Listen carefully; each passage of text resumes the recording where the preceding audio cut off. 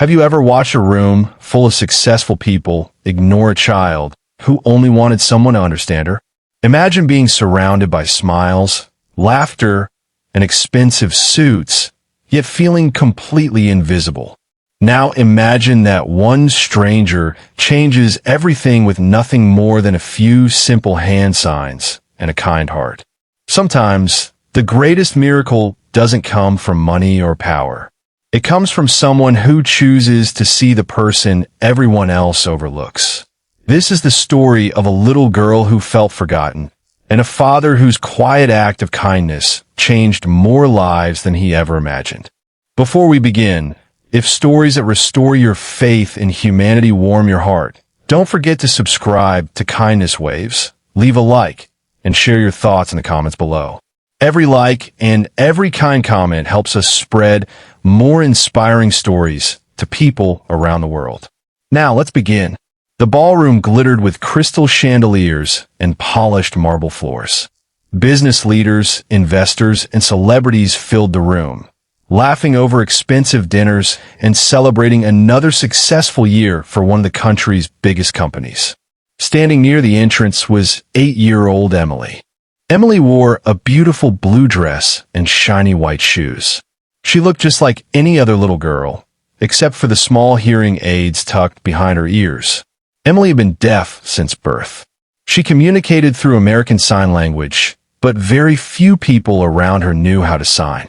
Her father, Richard Lawson, was the CEO hosting the event. He loved his daughter more than anything, but tonight he was constantly pulled into conversations, speeches, and business meetings. Every few minutes, he smiled at Emily from across the room, silently promising he'd be back soon. Emily smiled back every time. But as the evening stretched on, the smile slowly disappeared. Adults walked past her without saying hello.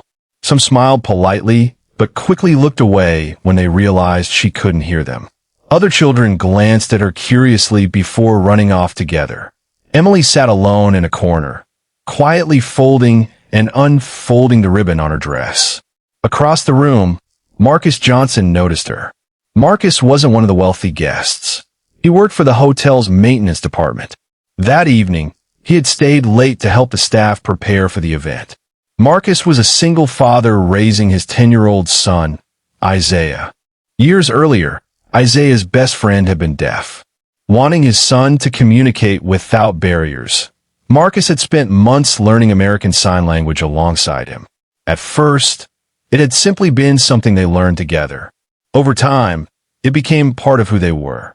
Marcus watched Emily sitting alone. He recognized that look. It was the look of someone who had stopped expecting anyone to understand. Instead of walking away like everyone else, Marcus slowly approached her. When Emily noticed him, she lowered her eyes, expecting another awkward smile. Instead, Marcus gently raised his hands. "Hello," he signed with a warm smile. "May I sit with you?" Emily's eyes widened. For a moment, she simply stared. Then her face lit up brighter than the chandeliers above them. "Yes," she signed excitedly. Within seconds, they were laughing together. Marcus asked about her favorite books. She signed that she loved animals and wanted to become a veterinarian someday. He told funny stories about Isaiah accidentally teaching their dog hand signals instead of voice commands. Emily laughed so hard that tears filled her eyes. For the first time that evening, she wasn't the lonely little girl sitting in the corner. She was simply a happy child having a conversation with a friend. Several guests began noticing. They couldn't understand the signs, but they understood the smiles. Richard happened to glance across the room. He froze. His daughter was laughing. Not the polite smile she gave him earlier. Real laughter. He quietly excused himself from an important conversation and walked closer without interrupting. He watched Marcus patiently signing every sentence, making sure Emily understood every word. Richard felt a lump in his throat. All evening he had worried about billion-dollar contracts. Meanwhile, the most important person in his life had simply needed someone willing to speak her language. When Marcus finally stood to return to work, Richard stepped forward. "Excuse me," he said softly. Marcus turned around. I've never seen my daughter smile like that at one of these events. Marcus smiled. She seems like an amazing kid. Richard nodded. Most people see her hearing aids before they see her. Marcus looked toward Emily. I saw a little girl waiting for someone to include her. Richard couldn't find the right words. Instead, he simply asked, "How did you learn sign language?" Marcus explained everything about Isaiah and his deaf best friend. He admitted he wasn't perfect, but he believed every child deserved to feel included.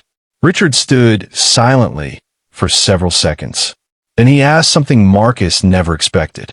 "Would you have lunch with me tomorrow?" Marcus looked confused. Sure." The next afternoon, Marcus arrived wearing his only suit. Richard greeted him warmly. They talked for nearly 2 hours.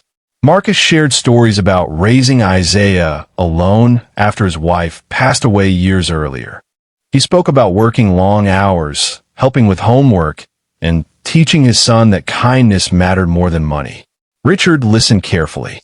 Finally, he said, "Our company has thousands of employees.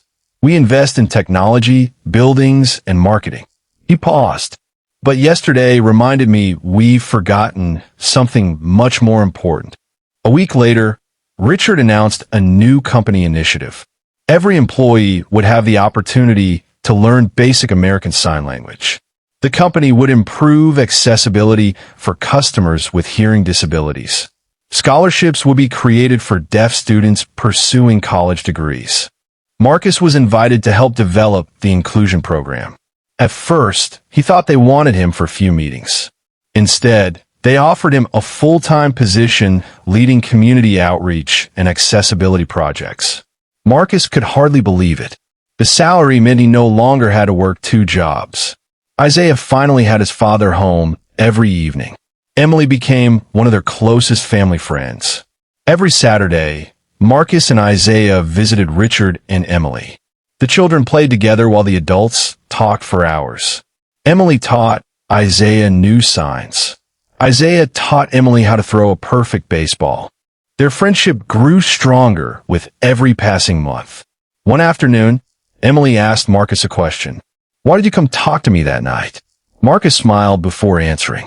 "My father once told me that kindness begins the moment you notice the person everyone else ignores." Emily never forgot those words. Years later, she stood on a stage accepting an award for creating programs that improve communication access for thousands of deaf children across America. When reporters asked what inspired her, she smiled. It started with one man who wasn't too busy to say hello. She looked into the audience where Marcus and Isaiah sat proudly beside her father. "One conversation changed my life." The audience rose to their feet in applause. Not because of wealth, not because of success, but because they understood a simple truth. Real kindness doesn't require a fortune. It doesn't require fame. Sometimes it begins with learning someone else's language, offering a smile, or choosing to sit beside the person everyone else walks past. You never know how one small act of compassion can echo through generations, changing lives you may never fully see. If this story touched your heart, remember this the next time you notice someone standing alone. Be the person who reaches out first. Be the reason someone feels seen, valued, and loved. Because kindness is a language everyone can understand, even without words. And when we choose kindness, we create waves that travel farther than we could ever imagine.